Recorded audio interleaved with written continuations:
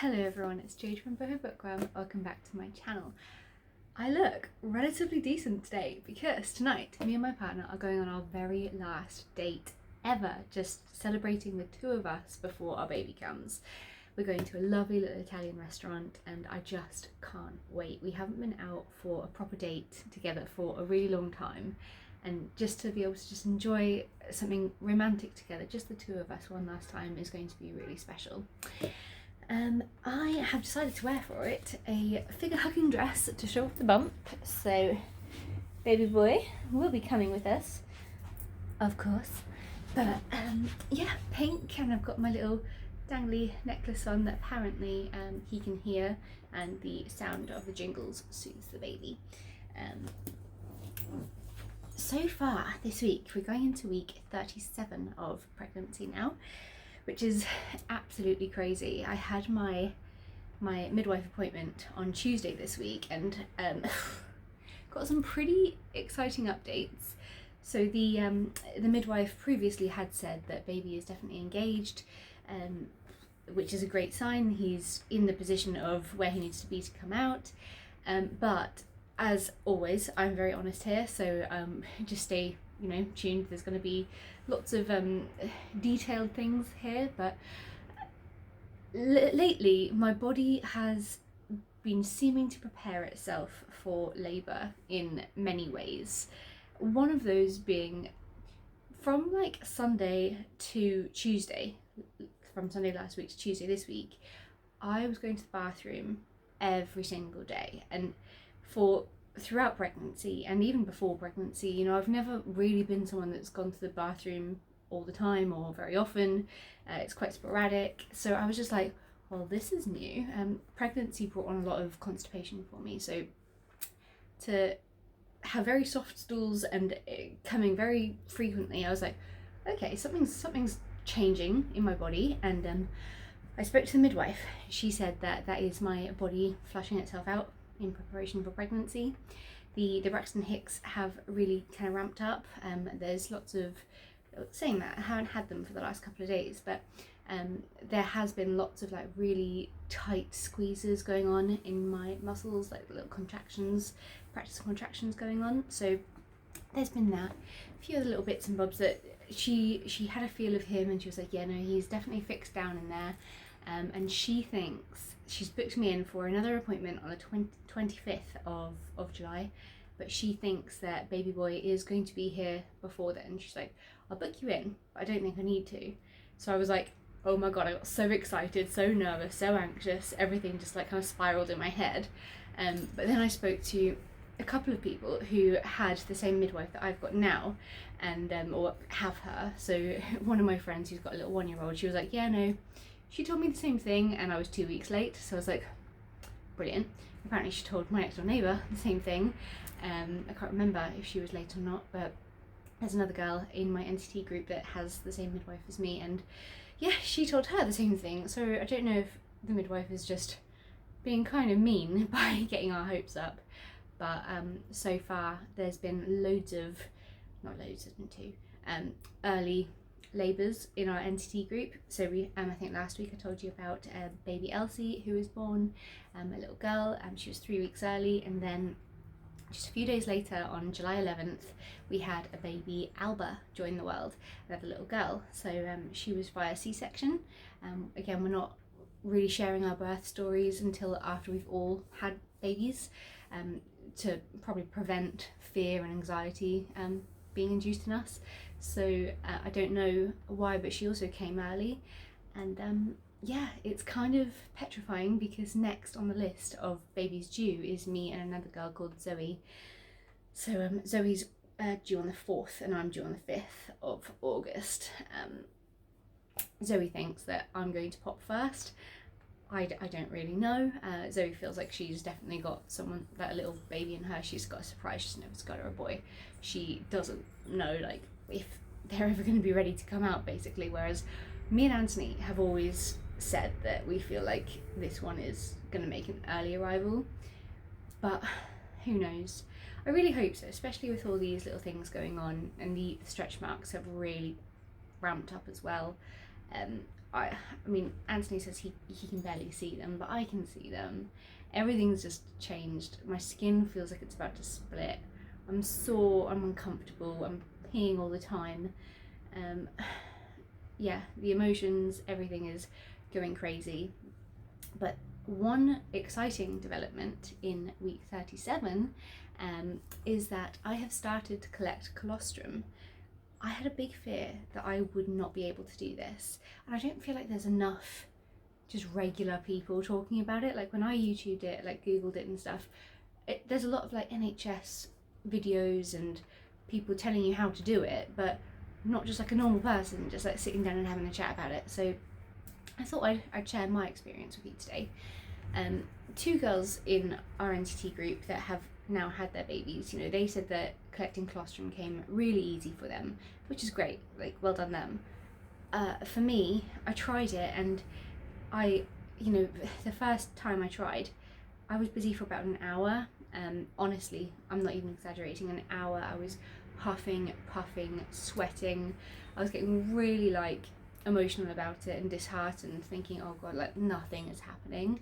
I did everything they suggested. I massaged my nipples, or not my nipples, my breasts, for like a couple of minutes before I started. You can either do like strokes going down towards your boobs, or you can like put your hands into fists and like kind of do gentle knuckling, get it all the way around, even underneath. Make sure everything is like kind of going towards your nipple to try and like stimulate that milk production. So I did that. I don't have a bath. I've heard that if you do it in a bath, it's really helpful. So I just kind of got really nice and warm in bed, because it says like try and keep warm, be hydrated. So I massaged in bed under the covers, and then I made a C shape with my thumb and these two fingers, just above where the nipple is, and then you literally just squeeze. I'm not going to do it now because I might squirt. But yeah, I was squeezing and squeezing, and like I got into a pattern of doing it like squeeze for 6 seconds and release, squeeze for 6 seconds and release. And I was honestly about to give up after about like 45 minutes of doing it. Nothing was coming, and I was like, oh, like this isn't going to work for me. And I understand like some people it just isn't going to work for you, but I'm so glad that I carried on trying, because right when I was about to give up, I saw the tiniest little like golden droplet on my nipple, and I was like, no way. So that kind of encouraged me. I grabbed the syringe and I got like the measliest little amount. I mean, I'm talking pathetically small, not enough for one syringe. So I waited a syringe on the first day. That was 2 days ago. Then this morning I decided to try again. The morning before I'd only done it on my right boob, so I was like, right, let me try it on the left one. And it was, again, such a struggle. I was like, oh, this is honestly just not going to work for me. Felt like giving up again. And then right at the last second, this boob, like, it was more like clear liquid and like a little bit more like watery. But again, after about like 45 minutes, the smallest little amount came, and I was like, ah! I got so excited. This time I had the syringe ready, and I sucked it up, and I was like, okay, good. And then I tried again, released, relaxed, and then pressed again. And it did take a while. And eventually what I did, and what I found actually really helped, was I'd press 6 seconds, get even the smallest little droplet, and then release, catch it, and then take a little break, give my boob a rest for not long, like 30 seconds to a minute, and then go again. Reposition my fingers, press again. And I felt like, I noticed that little break really helped with that colostrum like coming out more naturally. So yesterday I think I collected like what was it, 0.1 mils of colostrum, and today still small, but I collected 0.4 mils. So yeah, I think good going for me. Colostrum, if you don't know, it's so full of antibodies and things that are really, really good for your baby to have straight away before your milk comes in a couple of days after birth. So I just really wanted to be able to provide that for my baby. I know a lot of women don't do the breastfeeding route, and you know, I fully understand and support anyone no matter what they choose.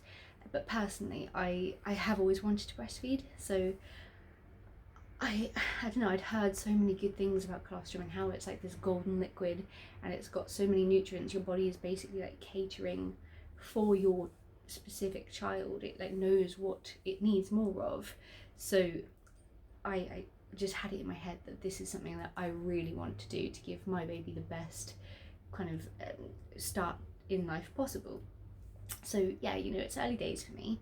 I've gotten a total of 0.5 mils to take to the hospital, which is now stored in the freezer in our neighbour's garden because we don't have a freezer.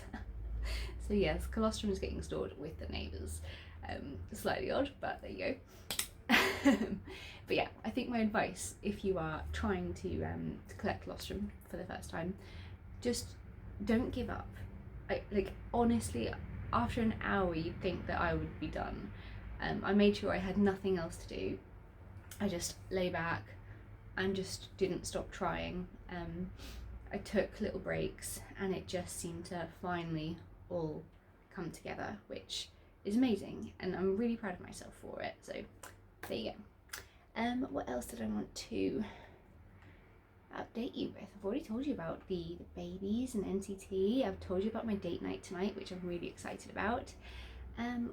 Colostrum, you know what, last night I felt so anxious. I think it's because that due date is quickly approaching. What is it today? I think it's like 22 days until our due date, and because now the midwife has said that he's coming early, or she thinks that he is, I think there's just this like level of anxiety, like it's just really scaring me now, and like it's exciting as well. It's such a mixture, but yeah, I think it's just such a waiting game at this stage. And last night I just felt so sure like something is going to happen soon. I've kind of calmed my nerves down a little bit today, so we'll see, but I think it's a good thing. We were going to go on our date next Friday, but I said to Anthony, like, just in case, let's nudge it forwards a little bit and enjoy a little bit of time, just the two of us, just in case we might have a baby by next week. And that's the scary thing, like you don't know. Like I could be talking to you now and in 2 hours time I could go into labour and have a baby by tomorrow. Like it's the freakiest thing to me. So yeah, it's something I think I have tried so hard to prepare for, but I don't think you can ever really prepare for it, can you? So there you go. Reading wise, I am still working my way through The Quiet Tenant by Clemence Michelin.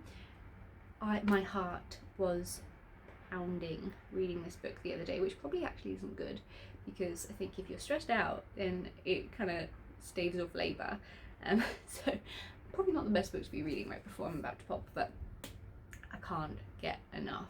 I cannot recommend this book to you enough. If you haven't read it yet, get your hands on it.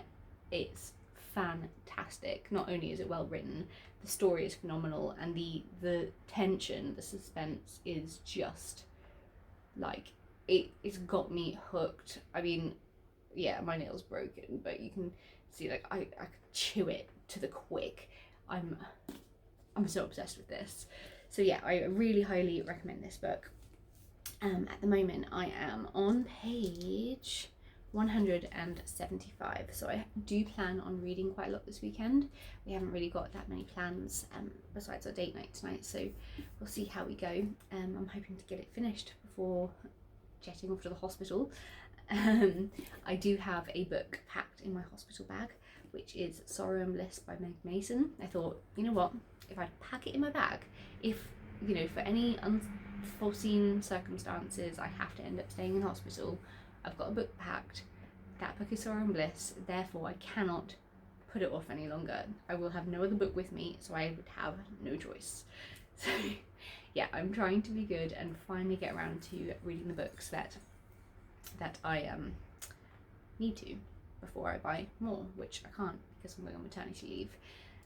Vinted is going really well. I've started making like a substantial like little extra bit of pocket money on the sides with some of the things I'm selling on Vinted. I made some book sales the other day. I think I sold like a whole box of like 8 books to someone, which was really great. Today I sold a poetry book, which is nice.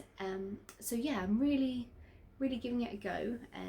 I'm trying to only upload like 10 items per week, though I think if baby doesn't arrive this weekend, from next week I should probably put Vinted onto holiday mode for a little while, because let's be honest, the last thing we want to be doing when I go into labour is dealing with Vinted and trying to get packages out when there's a newborn baby on the way.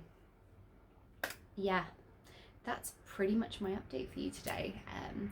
It's my last week of work next week, which is, yeah, it's nice. I feel like I'm ready to be going on maternity leave and to have that break.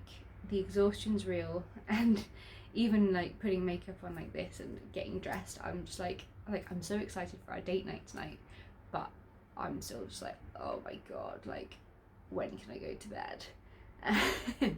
But I know that tonight's going to be so worth it. So yeah, it's weird, like I already feel like I'm in kind of like a holiday mode. Like I know it's not going to be a holiday, I'm getting a baby, it's going to be even more tiring than working a full-time job. So I think just if baby does decide to come on his due date or after his due date, if I go overdue, then to have just, you know, a week or two just to myself to relax and put my feet up is going to be really needed and beneficial for me, so that I can go into parenthood having had a bit of a break at least. Because I think what did the NCT class say? They said for the first 6 to 8 weeks Anthony won't be allowed to help with, you know, feeding the baby if I want to breastfeed. They advise you not to put your breast milk into bottles for the first few weeks, just so that the baby kind of doesn't decide to get a preference for the bottle, because then that can kind of stop them wanting to breastfeed. So yeah, I'd like to do a bit of both. That is our plan, for me to predominantly breastfeed, but when the time comes I would like to learn how to pump, something I don't know how to do yet, but hey, learning curves. I've just learned how to squeeze colostrum out my tits, so yeah. Yeah, Anthony will be helping as soon as he's able to. But now I am going to go and start looking through the menu of tonight's yummy dinner, choose myself probably a really nice pasta, and if I'm lucky, maybe they have like mocktails or something on the menu to celebrate our last date night. But let me show you one last bump update for the week. I'll put the camera there, sorry, all my washing's up. But there he is. He's coming soon. Right now I think he's got his butt like over here, his back is always around here, obviously his head's down here, like he's fully engaged in the pelvis now, and then limbs are very often over here. Like when I sleep at night, if I like turn onto my side, all I feel is like little hands and feet like going on that side. It can get a little bit uncomfortable. Anyway, sorry if that was a super rambly video, but I just these are always unedited, quick, or not really quick because it's almost 20 minutes long, but unedited rambles of what's going on before we become parents. Oh, that's one more thing, I promise, then I'll let you go. We went, after our NCT classes have all finished now, we decided to meet up as a group and go to a pub for dinner, and it was so lovely because the first baby that was born, I think 8 days ago, she the mum and dad came and they brought the baby, and she was just the tiniest little baggage ever and just so beautiful. And honestly, what an inspiration to have just popped out a baby and to be coming out to see all your friends. I mean, I don't know if I'll be that brave, but they made parenthood look so easy.